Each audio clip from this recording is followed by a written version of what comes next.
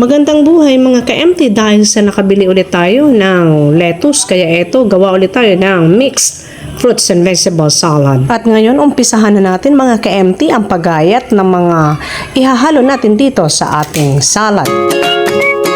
Ayan, bilisan po natin yung paghiwa ng pipino. Pipino pala ang unang ingredients natin mga ka-MT.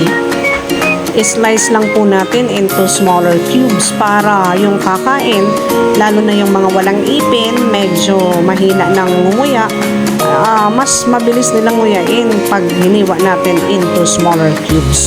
Okay, patapos na yung pipino natin na ingredients. Ang susunod naman natin is yung apple. Ganon din po yung hiwa natin sa apple. Yan. Saka mas maganda guys kung ang apple na gagamitin nyo yung Fuji apple. Medyo crunchy kasi ang lasa pag kinagat mo. At isa pala sa mga sekreto guys, yung paghiwa ng apple after yung mag-slice, lagyan nyo kaagad siya ng ice para hindi siya mag-discolor. And then, saka nyo i-mix sa mga kasama niyang fruits or vegetables. Next, yung mangga. Ganon din po ang hiwa natin into smaller cubes din. And then, the next is yung singkamas. See to it na yung bibilihin nyo pong singkamas ay talagang fresh. Kasi pag fresh pa yung singkamas, talagang matamis yung lasa. At syempre, yung sekreto kung paano tingnan na fresh ang singkamas, dapat hindi kulubot yung balat syempre nila. Sa wakas, tapos na po tayo maghiwa ng mga prutas na isasahog natin dito sa ating salad. Ayan ang mangga, napakahinog na yan. Ito naman yung singkamas. Ang tatamis nito guys kasi nilasahan po natin habang nagigiris kita in tatagadit-di tamang pagtadihi. Ay kung talagang matamis. Talagang matamisin na guys. Pati ang mangga, hinugulo na. Nan matamison man, pati ang pipino, matamis din. Ay, lain man palang matamis. Katamtaman lang ang lasa. Ayan din ang lettuce natin, fresh na fresh at fresh pa din ang lasa. Ayan, halo-haluin na natin guys. Ayan, ihalo na lahat. Yung singkamas, pipinos, may apple pala yan guys. Pati yung lettuce dyan, nan gisi-gisi unta na. Nan, puro takniton ta.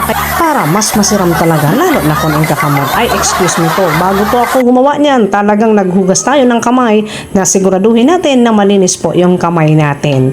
Ayan. I-mix na po natin para magsama-sama yung katas at juiciness ng bawat prutas at gulay.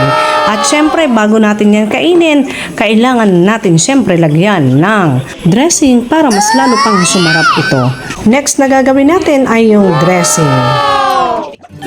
Ito naman yung ingredients natin para sa ating dressing. Siyempre, hindi maaalis yung mayonnaise. And then, may Tochitos pala tayo dyan, Kewpie. Baka naman sa Kewpie, Tochitos. And then, siyempre, yung pang Caesar salad na lahat yan guys, nabibili lang sa market. Ayan ang resulta ng ating dressing. Ang sarap niyan guys. Lagay na natin sa minix natin na fruits and vegetable salad. Ayan, as in, so creamy, so yummy. Tikman na po natin guys yung salad na ginawa natin ngayong gabi.